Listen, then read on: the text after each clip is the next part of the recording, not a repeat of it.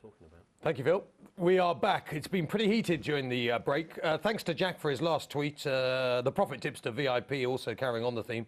Countermeasure rating, according to the Profit Tipster, makes a mockery of racing. But we don't need to go on too much about that. Anyone with any sense realises that 110 is ridiculous. What about the race as a whole? How good is this Hawkbill? Is it really, really...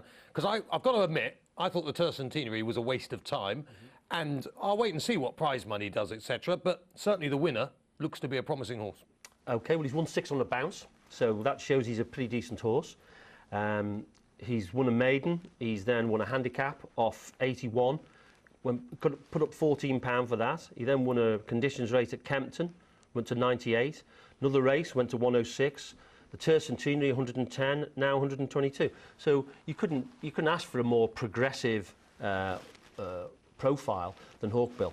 And again, that sort of makes you think, we shouldn't be dissing Hawkbill because Countermeasure is so close up behind him. We've still got to come up with a sensible rating for him. The Gurkha has been incredibly consistent. Time test is a little bit below his best, although I thought he ran quite well considering he was unsuited by the ground. My Dreamboat, then he's clearly underperformed. This race isn't often after Royal Ascot, and Western Hymn's disappointing and Bravery not good enough. So I think overall it's not a bad race. As I say, we'd put it 7th best of the last 10 years. So what are we saying? We're saying slightly below average, but certainly a decent horse. And it looks like Hawkbill could go better, couldn't it? Why do you use such fluffy language, though? Slightly below average. It's a poor race. Well, 7th of 10, isn't that slightly below average? It's just poor, isn't it? It's a poor renewal. The winner's 122. That's not a great rating for a horse at the top level. 122 is a poor winner of the Eclipse. Hang on a second. This horse is a 3-year-old in the middle of its 3-year-old career. Its performances so far this year... I'm not saying it won't be a good horse in time, but it's a poor renewal at the moment. Well, it absolutely isn't a poor renewal, Well, it is. It's 7th out of 10. Well, that's just a bit below average, not poor. Poor would be 9th or 10th, and that's not what it is. But let's talk about the winner, because I'm not having the winner put down. 106, 110, 122. Who's to say where this horse isn't going to be come the end of the season? He could be a 130 horse the way he's progressing, right? So I'm a big Hawkbill fan. One loves to see horses like this. The Gurkha, you couldn't get a more consistent horse than the Gurkha around the 120, 121 mark. I think that's a pretty decent race. Yes, we haven't got a golden horn. We haven't got to see the stars in the race. I accept that, but that's just the way it is this year. It's certainly not a poor race. I'm not accepting it's a poor race, full stop. Would Postponed have blitzed them? No, because he needs a mile and a half. Does he? He's best at a mile and a half. Evidence?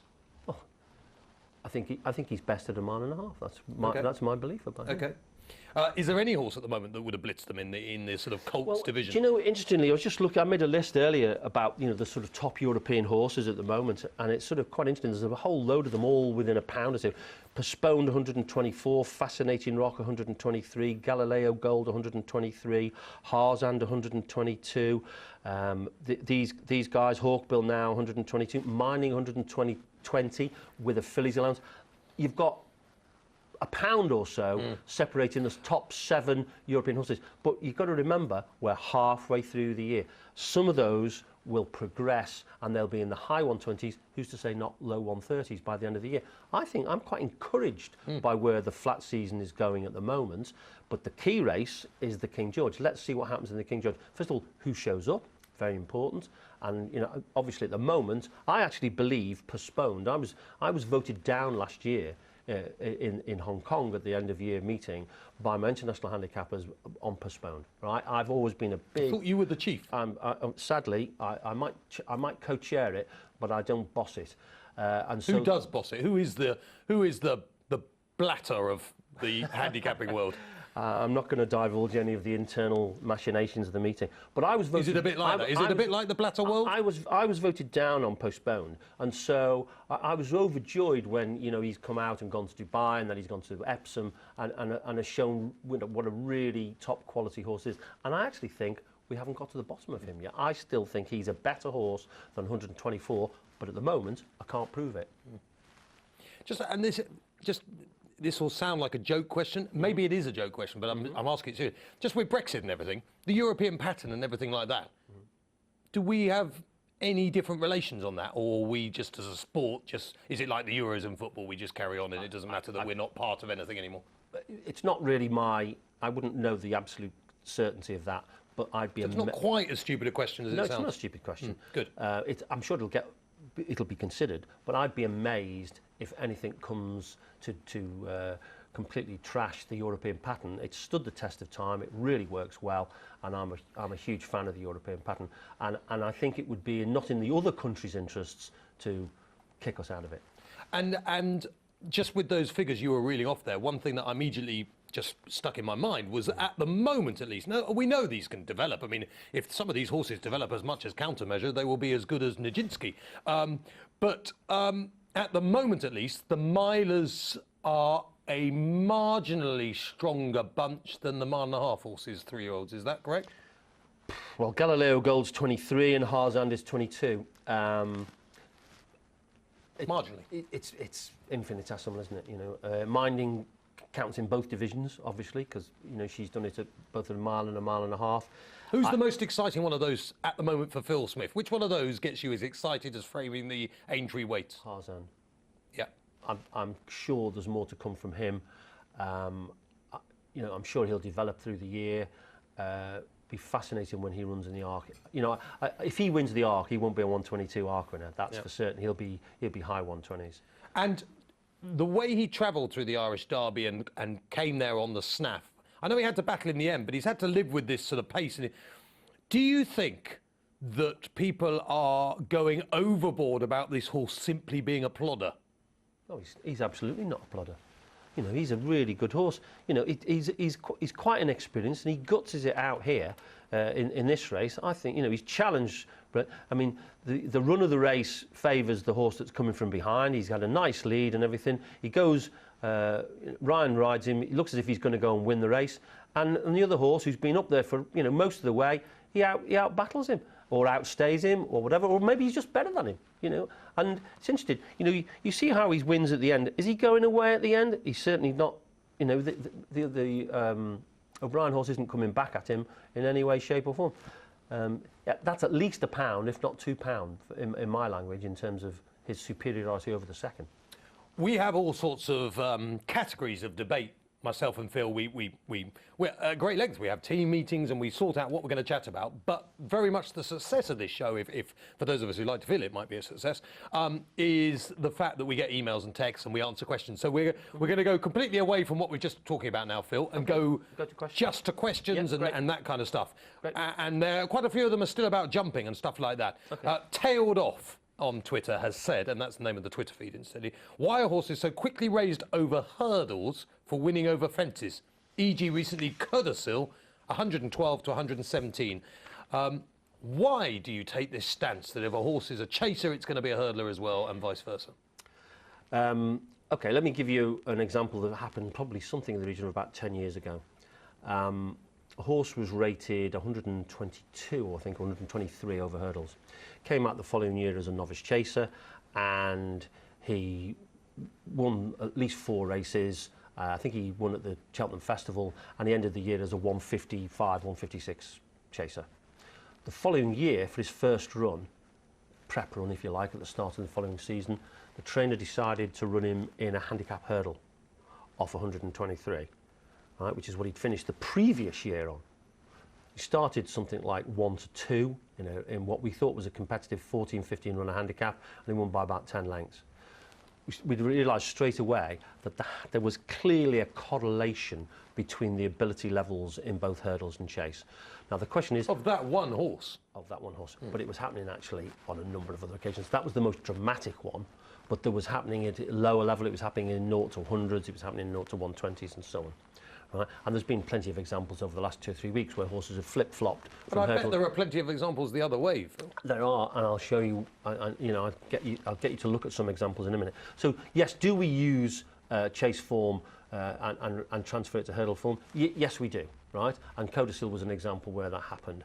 And interestingly, the jury's out on him whether he's capable, because there was a vet's report on his run when he came back over hurdles. So nobody really can be sure whether that's a correct or incorrect decision. But if that horse runs poorly over hurdles, you won't suddenly drop him £10, will you? Well, he's run twice over hurdles with excuses. And how much have you dropped? Well, we've dropped him to 115, so I think he's still above the mark he was over hurdles. However, on both of those occasions, he ran so badly, right, that it was even worse, way worse than his previous hurdle form, that it was just too bad. So how many runs, though, would he have to have before you accept he's a better chaser than hurdler? Well, I suspect... How many does he have to run? Well, I suspect he definitely needs to run again.